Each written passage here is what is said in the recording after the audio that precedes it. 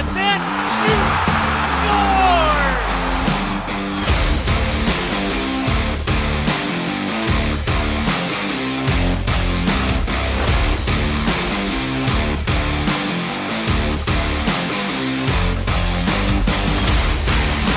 The ice, through the rear yard, scores! Shoots, scores! The sellout crowd comes alive. Hello and welcome to Gulls All Access. I'm your host, Andy Zilch. The 2019 Anaheim Ducks first-round draft pick Brayden Tracey has continued his development here in San Diego with two impressive seasons. The 21-year-old Calgary native has averaged double digits in goals and assists in his first two full seasons in the American Hockey League. A fan favorite for his flashy goals and creative celebrations, Tracey has enjoyed his time playing in front of America's finest fans. I sat down with Brayden to learn more about his path and his hockey career. Gulls forward Brayden Tracey. Go behind the net, Tracey cuts towards the slot, shoots, scores! You know, just the exuberance he brings, he brings a lot of excitement. It's true, Tracey shoots and scores! Exciting kid to watch hockey. Cuts in, shoots, scores!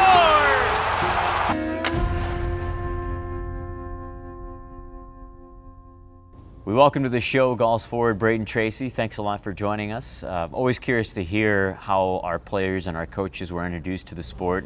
And Calgary, was it just Flames madness and you just latched on right away? How did you get introduced? Hockey, I actually, funny enough, I hated it. I didn't like it at all, apparently. I don't remember that much, but my dad said every time I was on the ice, I'd be crying. I'd be throwing my stick around the ice. I think when I was about 6 or 7, all my buddies started joining teams, and that's when it kind of really got started for me. Going to school with all your friends and being able to go to hockey with them after. I mean, I had a lot of fun doing that, and that's how I kind of got into it. It just kept going from there. I think once I got into a little bit older, it started getting a little bit more serious, and that's when I realized that there's a lot in hands here, and that I just need to work hard and push every day to become a hockey player. When you started getting more and more introduced to the sport, and you said you kind of started getting competitive-ish at the age of 6, did you go to a lot of Flames games? What was your experience like watching them? Yeah, always went to Flames games. Yeah. One of my idols was Joe McGinley. Obviously, he's like a Hall of Famer in Calgary. I think he's one of those guys that kind of bring fans to the game, and he did that for me. Whether it was celebrating on the ice or get into a fight or whatever it was, you hear the crowd going. It gives you those feelings in your body that you just want to get out there and play. So I think going to those games with my dad, it obviously pushed me a lot to be where I am today. Did you ever meet Iginla or any Flames when you were a kid? Yeah, it was actually one of my friends, Brandon, when we were little. It was his birthday, and he got a little thing where he got to go down to the dressing room and meet the captain, which was Iginla. And I remember he chose me to go with him over his dad. Nice. No, his dad wasn't very happy. I had lots of fun down there. So yeah, I was fortunate enough to meet him. Now here in America, and especially in San Diego, not a lot of people know what the Calgary Stampede is. So can you enlighten us what that is? It is the best time ever. It's something you got to go to for sure. I mean, especially if you're a cowboy or a cowgirl, I think you definitely got to get out there. There's a lot to do from the streets, parades, the food there. They got a bunch of food trucks, like deep fried pickles. They got a bunch of stuff, but it's definitely something you got to check out. And it's an event that goes on for about 2 weeks, so it's you got a long time to check everything out for sure. I want to talk more about on the ice now, and we'll go back to your first year in the WHL. You led all WHL rookies in points, goals, assists. You were Rookie of the Year in the WHL. Why did you settle in so well? Yeah, I think I had a really good coaching staff there. I had a really good relationship with the head coach, Tim Hunter, there. Everything had to be right, and you had to play hard. I think that was one of the things that in my game I didn't really have. I think I was more, kind of a fancy, more skilled player, and that's not going to bring you far. And he made me realize that. I think just the way he pushed me, really, he's what made my career stand out to be real. But yeah, Tim Hunter really helped me, and he made me accomplish a lot of my goals that year. The Anaheim Ducks are excited to select from the Moose Jaw Warriors Brayden Tracey. After that year, you were drafted by the Anaheim Ducks in the first round. What do you remember about that day? I remember sweating in the chair for about 15 picks. I didn't know where I was going to be going, but I remember sitting there, it was about pick 27, 28, and I'm looking at my agent wondering what's happening. I could see he's texting somebody, but I don't know who it is. I remember maybe a minute before the pick was coming, before it got locked in, the camera guys kind of start running around to where you are, which player they're picking. And I remember my mom just tapping me on my leg, kind of like, hey, the cameras are here. I took a quick peek and, you know, a couple cameras right behind me, so I kind of started really sweating then. And just to hear your name picked is something you can't describe. I mean, that's a goal since you started hockey. I'm sure my dad and mom were more proud of me than anything. I remember actually hugging my dad after everything was kind of settled down, and tears were brought to the eyes for both of us for sure. It's a very special moment. It's kind of words you can't describe. Coming up, we sit down with blind hockey player Blake Steinecke of the United States blind hockey team, and we have Brayden Tracey mic'd up for a game, right here on Gulls All Access, presented by California Coast Credit Union. Let's go! Join us for Fan Appreciation Night on Saturday, April 8th, when the Gulls battle the Calgary Wranglers at 7 p.m. Arrive early for a pregame tailgate with live music, beer specials, and more. The first 7,000 fans will receive a Luke Ashto-style goalie goal bobblehead, and all fans will be entered for a chance to win prizes all night. Get your tickets now at sandiegogulls.com/promotions. The San Diego Gulls recently hosted Hockey is for Everyone night. The Hockey is for Everyone campaign is an initiative across the NHL, AHL, and ECHL to help raise awareness for diverse groups in hockey, as well as drive positive social change and foster more inclusive communities within the sport. Taking part in the evening celebration were the San Diego Ducks sled hockey team and the San Diego Gulls special hockey team. As part of the evening, we had the opportunity to interview Blake Steinecke, an athlete with a visual impairment who competes for the United States of America and international hockey competition. A local San Diegan, Blake has utilized his platform to make an impact on the ice and in the community. Blake kicked off the evening with a ceremonial puck drop. And now, fans, it is time for our ceremonial puck drop. And doing the honors tonight, fans, please welcome back Blake Steinecke. Once again, ladies and gentlemen, Blake Steinecke with our ceremonial puck drop. Growing up, I played a lot of different sports. I played baseball, basketball, lacrosse, and roller hockey. And so I always loved playing roller hockey. It was definitely one of my favorite team sports. And when my vision loss happened at the age of 16, due to a condition called LHON, I thought I would be done playing hockey since I slowly lost most all my central vision to where I don't see anything in the middle, just static, blurry nothingness, but I do have some peripheral vision on the sides. And I thought that would prevent me from being able to ever play hockey again. But I did hear about blind hockey, and I was hesitant to start playing at first because I thought to myself, I don't want to play a sport with people that have disabilities. It's probably different and slow, kind of weird, and just not for me, because I was someone that was used to playing very competitive sports. But I would like to say I was very wrong about that impression. And I went and checked out a blind hockey event that was going on in San Jose, and I first went and tried it out and quickly fell in love with the game and found out it was something that I really could enjoy because it was the same sport I was used to with just the adjustments that I needed, and was a community and place that I could continue to grow as an athlete and just as a person in general. So the biggest difference that you're going to notice for blind hockey first is that the puck is a lot bigger. It's about, I think, 3 times the size of a regular puck.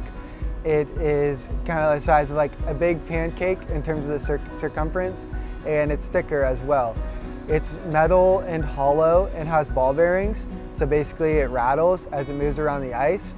And it's bigger, so it's easier to see and moves a bit slower as well. And that all of those factors really help for being able to track the puck, as there is a wide spectrum of vision loss and different types of conditions people have. So being able to track the puck by seeing it more easily and being able to hear the puck helps a ton. The goalies are completely blind and the net is a foot shorter, and the goalies track the puck by listening to it and do quite a phenomenal job. The defense is normally lower vision players and offense is normally higher vision players, but you still have to be at least legally blind to play the game, which is kind of a certain medical standard basically. And another big difference is that you have to make one pass once the puck is on sides, and then the ref will blow an electronic whistle so everybody knows that a shot can be made, and this helps control the flow of the game and is just something for preventing breakaways and such. But that's the biggest difference you're going to notice. For any regular bystander, they're going to, if they saw a game, and they would just think, why are those people playing with this big, loud, noisy puck? But for me, it feels like the same game I'm used to, just as fast and honestly at times more intense because there's so much more you have to think about and do as well. Against Steinecke. Steinecke wraps around, somehow stays out, and they bank it in on the second attempt. Blake Steinecke makes it 1-0 Team USA. Yeah, what a play, what determination by Blake Steinecke to stay with that puck, picked up his own rebound, dumped it in, 1-0 US. So blind hockey is spreading around the US, Canada, and even in Europe. And we've been able to help get a local blind hockey program started with the support of the Anaheim Ducks up in Irvine. And through that, we've been able to connect with the San Diego Gulls community as the Hockey is for Everyone initiative, an initiative to share about disabled hockey and all its disciplines. It was good to get connected with the Gulls last year to do a demonstration of blind hockey, really quite simply just by skating around. My dad and I with the blind hockey puck on ice during an intermission. I think it was definitely very special because, you know, it's one thing to get to play on the US blind hockey team and wear my country's jersey and get to compete at this high level in different iconic stadiums, but I think there's something else special to be able to show a big crowd with the goals with an AHL team. It's cool to increase awareness of the sport, show that despite your disability, you can still find a way to play hockey. Because hockey, like many sports, but I think hockey quite uniquely, is a great place to find community. Blind hockey has been a community for me that when my vision loss happened, I thought I should lower the bar for what I could accomplish in life. But I was put around a group of people that showed me that honestly I had to raise the bar even higher than what it was from before my vision loss.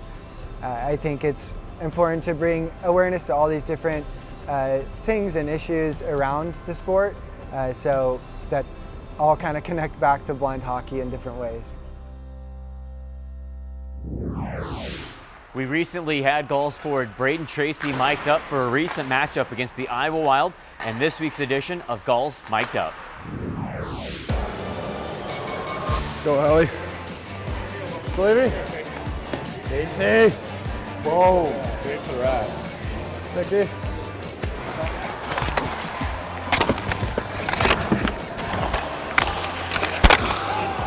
Got some tape on the bench.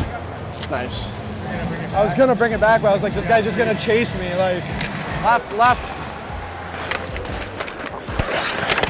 Oh. Good, Unti. Oh, backhand, backhand. Oh, I thought he'd give it to me.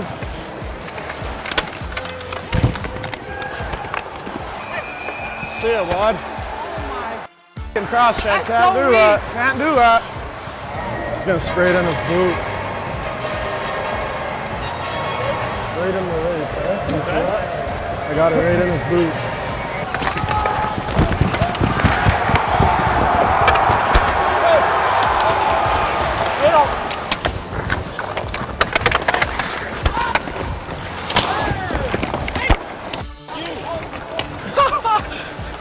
That's the wrong guy. It was me. It was me. Yeah, I'm not a killer. Schuster to Gates again. High slot, it's Tracey. Back to Gates. Scores! Let's go! 3-foot passes to get in the zone. Go! Brayden Tracey, when he picks it up, it's a give and go. He gives it right back. And Gates with the one-timer on his forehand. Give it to me, I give back, baby. Right off the bar. I was off the bar. I'm gonna get off the ice for the rest of the game now. Yeah, me too, bud. All right. He goes, well, that was my last shift. Gonna scoop it up. Leo from behind the net, straight up the gut. Delzato shoots, scores! Let's go! Delzato's 8th of the year puts the Gulls on the board. Too easy, too easy. Yes, sir. Yes, sir.